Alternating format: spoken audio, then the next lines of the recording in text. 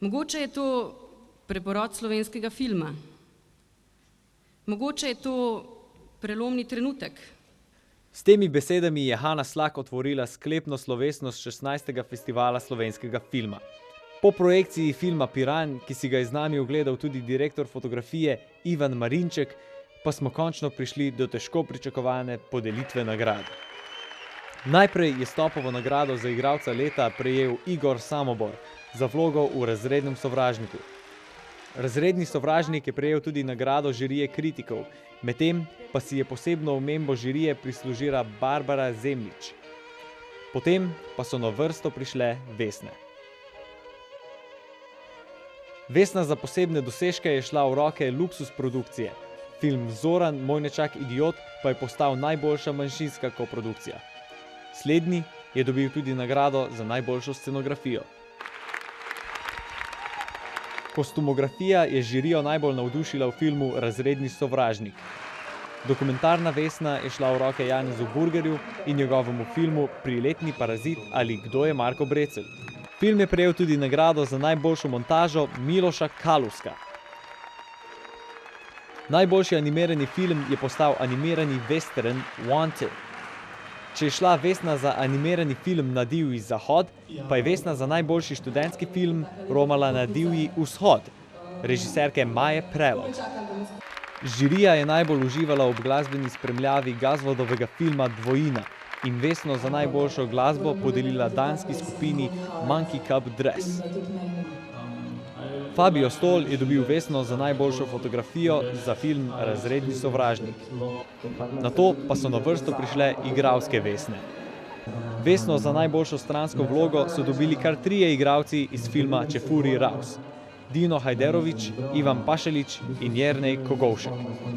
Benvenuti, tutti frutti, 4 stagione Juventus, prosciutto e funghi, dankeschön. Vesno za najboljšo stransko vlogo pa so podelili Nataši Barbari Gračner.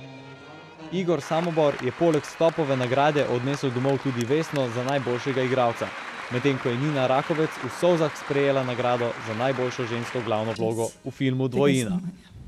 Tako da, hvala.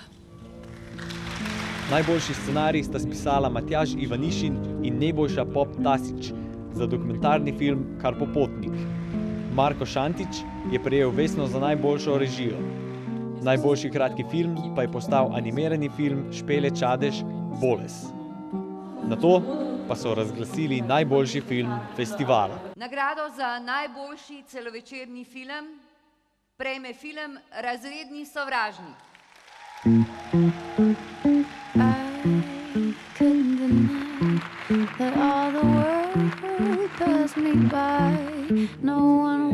Bom se najprej zahvalil svojim staršem, še posebej mami in očetu. Zdaj pa nadaljujem pri ekipi. Vsak film, ko se v Sloveniji posname, je čudež zase in v bistvu vsi smo mi zmagovalci. Poleg tega Razredni sovražnik je še film Dvojina, oba polna vsebine in nekaj povesta. Zato sem bil bolj prijetno presenečen. Razredni sovražnik je prav tako postal najboljši film po izboru občinstva.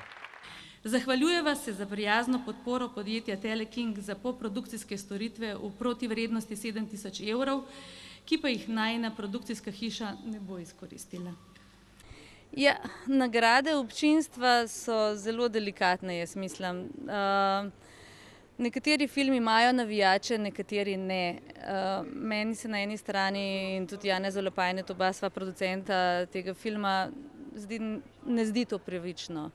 In zaradi tega sva se odločila, da to nameniva študentom AGRFT-ja na filmskem oddelku, ki bojo ta sredstva zagotovo znali dobro porabiti. Gospod Brecelj je rekel, da če bi bil film narejen po njegovih kriterijih, ne bi dobil nagrade.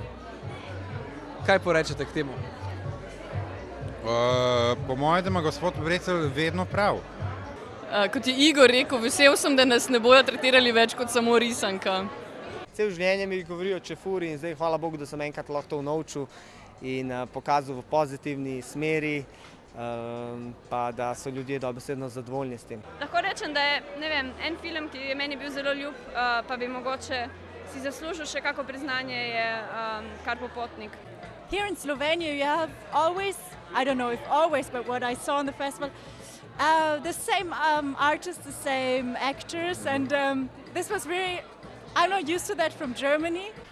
In jaz v bistvu sem se danes že opravičil tudi osebno vsem tonskim oblikovalcem zvoka v bistvu, ker smo jim prikrajšali nagrado. Vesna za najboljši zvok letos ni bila podeljena, tako da praktično je žirija odločila, da niso bili pogoji, da bi sploh ocenjevali zvok. Meni se zdi to ful pomembno. Doživeli smo človeški trenutek, zato ker so nam vsi priznali, ok, potrudili ste se maksimalno, vsaka vam čas, zvok pa ni bil dober. Priznam in v bistvu gremo dalje.